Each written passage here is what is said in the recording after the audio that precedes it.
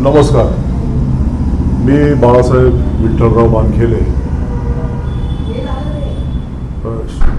राष्ट्रवादी काँग्रेस पक्षाचा उपाध्यक्ष, पुणे जिल्हा, शरदचंद्रजी पवार साहेब यांचा पक्ष.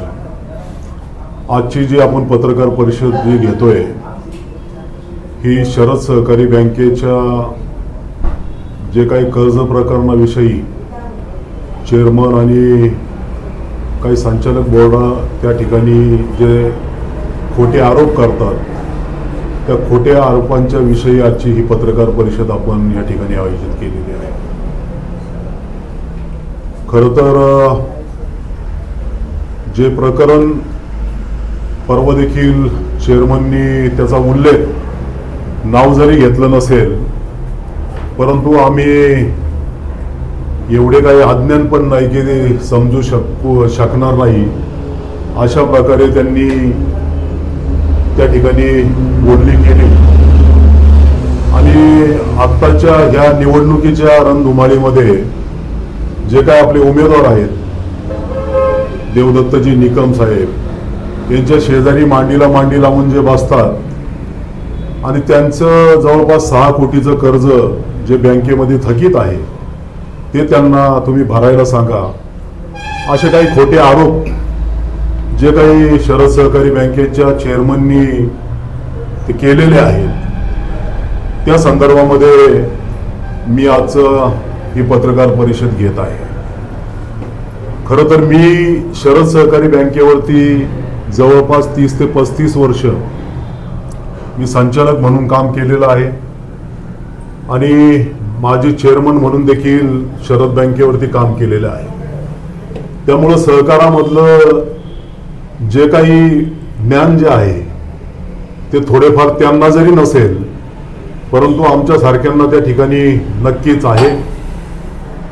खरं पाहिलं तर संचालक किंवा संचालक नातेवाईक यांना लोन द्यायचं नाही, प्रतिबंध करायचा, हे रिझर्व्ह बँकेने 2003 साली एक सर्क्युलर संपूर्ण महाराष्ट्राला दिलं होतं. आणि सहकारी बँका ज्या आहेत त्या बँकांनी संचालक किंवा नातेवाईक यांना कर्ज द्यायचं नाही असा ठराव रिझर्व्ह बँकेने त्यावेळेला केलेला आहे आणि त्याची सर्क्युलर संपूर्ण महाराष्ट्रात सहकारी बँकांना दिलेली आहे. आजचं जे हे प्रकरण जे आहे ते 2009चं प्रकरण आहे. ते प्रकरण कसं झालंय, काय झालंय, चेअरमनला चांगलं माहिती आहे. आणि 2003चा रिझर्व्ह बँकेचं सर्क्युलर असून देखील त्यांनी हे प्रकरण 2009 मध्ये मंजूर केलेलं आहे. त्यावेळेला देखील संचालक आणि नातेवाईक यांना कर्ज त्यांनी कसं दिलं हा माझ्या पुढे देखील तो प्रश्न त्या ठिकाणी आहे. श्रीयुत स्वप्नील विजय वानखेडे, डॉक्टर प्रमोद भीमराव वानखेडे आणि गोकुळ बाळासाहेब वानखेडे अशा 3 व्यक्ती त्याच्यामध्ये कर्जामध्ये आहेत.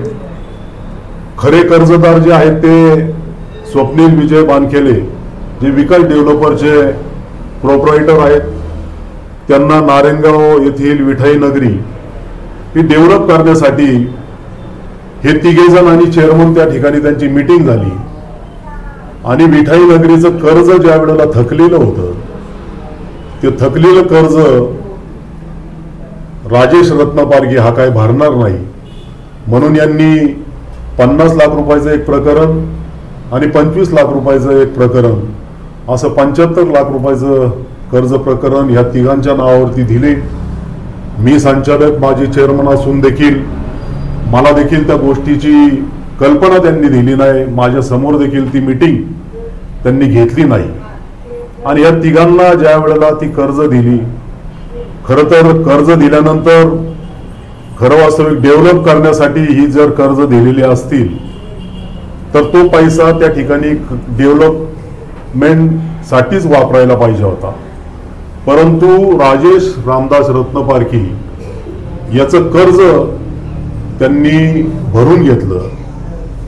बाकीची जी काही रक्कम राहिली होती विठाई नगरीमध्ये जी काही लोक त्या ठिकाणाहून जात नव्हती किंवा उठत नव्हती त्यासाठी त्यांनी 25 ते 30 लाख रुपये त्या ठिकाणी वापरले.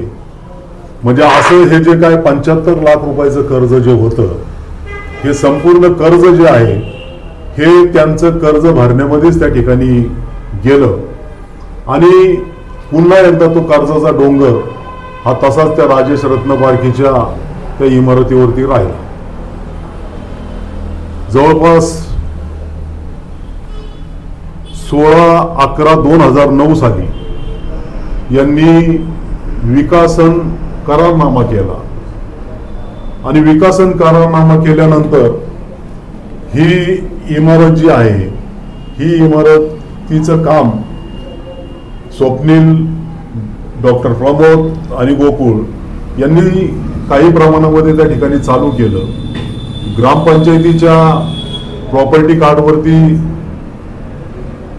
कुलमुखत्यारप्रमाणे त्यांची नावं त्या ठिकाणी लागली गेली ग्रामपंचायतच्या उतार्यावरती आणि त्यांनी ज्या वेळेला वर्ष दीड वर्ष काम केलं, वर्ष दीड वर्षानंतर ह्या ग्रामपंचायतीच्या उतार्यांवरतून या तिघांची नावं त्या ठिकाणी काढण्यात आली आणि पुन्हा एकदा राजेश रामदास रत्नपारखी याचं नाव कोणत्या आधारे त्या ठिकाणी ग्रामपंचायतीने केलं हा आजपर्यंत देखील उलगडा त्या ठिकाणी झालेला नाही. म्हणजे एका बाजूला तुम्ही इमारत विकसनासाठी कर्ज द्यायचं आणि दुसऱ्या बाजूनी दबाव टाकून त्यावेळेला ही नावं त्यांची ग्रामपंचायतीच्या त्या उतार्यावरतून काढून घेतलेली आहेत आणि त्याच्यानंतर जे ते प्रकरण थकलं ते आजपर्यंत त्याच्यामध्ये कुठल्याही प्रकारचं त्या ठिकाणी प्रगती झाली नाही आणि ते पैसे देखील तसंच त्या प्रकारे बँकेचं व्याज आणि हे वाढत गेलं. खरं वास्तविक ह्या संदर्भामध्ये नामदार दिलीपरावजी वळसे पाटील यांच्याबरोबर बऱ्याचदा मिटिंगा झाल्या.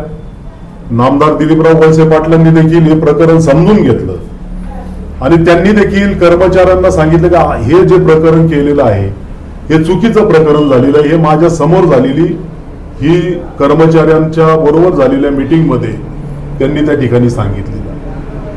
ज्या वेळेला आपण एखादं कर्ज प्रकरण बँकेमध्ये करत असतो त्या प्रकरणाविषयी समजा एखाद्याला आपण 50 लाख रुपये देत असतो तर कमीत कमी त्याची 60-70 लाख रुपयाची त्याची स्वतःची प्रॉपर्टी जी आहे ही तारण घेणं हे फार आवश्यक असतं. परंतु ह्या प्रकरणामध्ये कर्जदार जो आहे तो स्वप्नील विजय बानखेले याची प्रॉपर्टी आज नॅशनल हायवे रोडला आहे आणि कर्जदार तो आहे गोकुळ बाळासाहेब बानखेले हा त्याला संमतीदार आणि जामीनदार आहे. परंतु परवा दिवशी त्यांनी एक नोटीस दिलं की गोकुळ बानखेले याची प्रॉपर्टी जी आहे येडगावला त्याची जी प्रॉपर्टी आहे ती प्रॉपर्टी लिलाव करण्याचा त्यांनी त्या ठिकाणी नोटीस दिलेला आहे.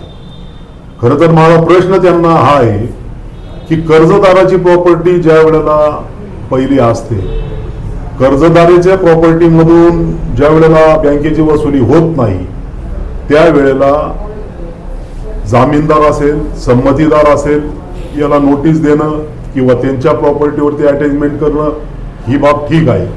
परंतु कर्जदाराला कुठल्याही प्रकारचं त्यांनी नोटीस दिलं नाही आणि जामीनदाराला आज ते त्या ठिकाणी नोटीस देतात आणि त्याच्या प्रॉपर्टीचा ज्या वेळेला लिलाव करण्याची नोटीस ही देतात तर याच्यामध्ये मला निश्चित प्रकारे असं वाटतंय की ह्या जामीनदाराचा नातेवाईक मी आहे, म्हणजे माझा मुलगाच आहे तो आणि केवळ राजकीय आकाशापोटी हे जे मला त्रास देण्याचं काम चाललेलं आहे चेअरमनचं हे बऱ्याच दिवसापासून मी पाहतोय.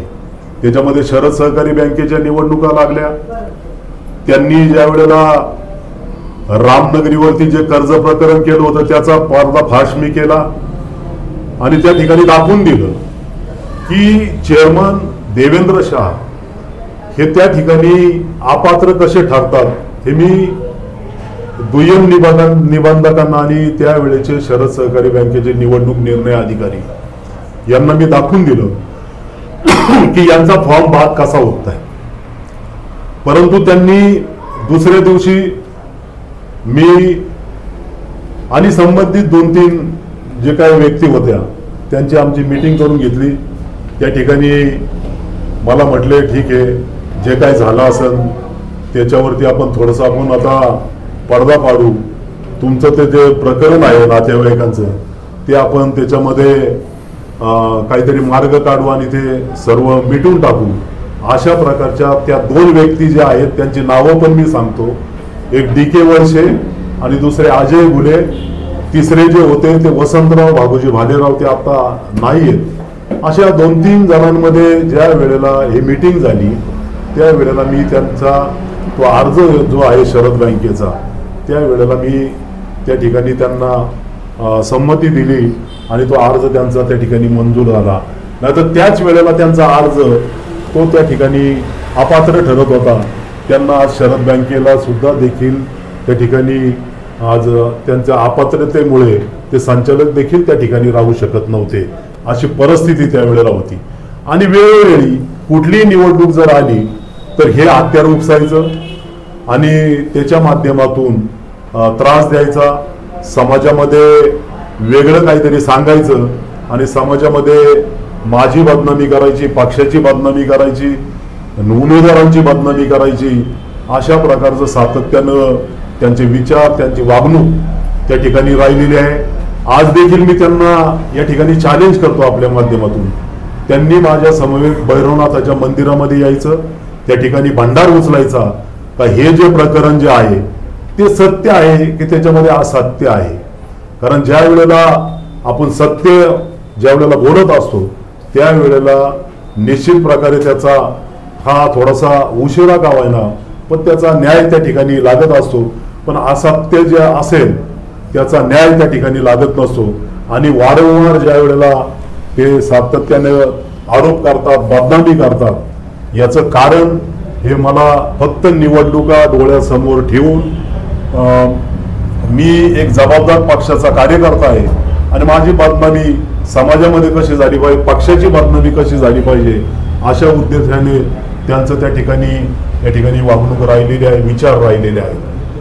शेवटी आता 2 महिन्यापूर्वी 2च महिने झाले असतील ते स्वतः शरद सहकारी बँकेचे मुख्य अधिकारी आणि आमची ह्या तिघांची त्यावेळेला मीटिंग झाली.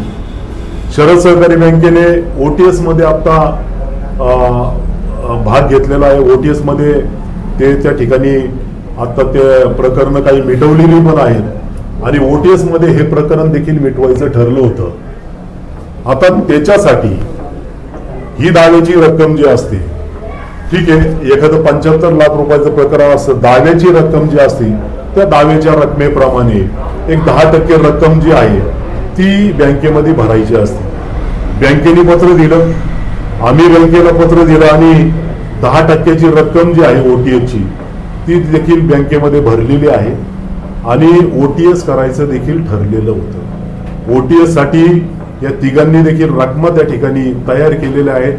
आज देखील त्या रकमा तशाच पतसंस्थेच्या कर्ज खात्यामध्ये आज देखील त्यांची लोन ही डिस्बर्समेंट करायची बाकी आहेत, परंतु त्या रकमा त्यांनी तयार ठेवलेल्या आहेत. आणि उद्या जरी ते म्हटले तरी हे प्रकरण जे आहे OTS मध्ये ते तिघेही जण मिटवायला तयार आहेत, परंतु मिटवायचं नाही, कुठल्या तरी प्रकरणामध्ये एक बदनामी करायची आणि सातत्याने हे प्रकरण निवडणूक आली का उकरून काढायचं, अशा प्रकारचं सातत्याने देवेंद्र शहा याचे त्या ठिकाणी विचार राहिलेले आहेत.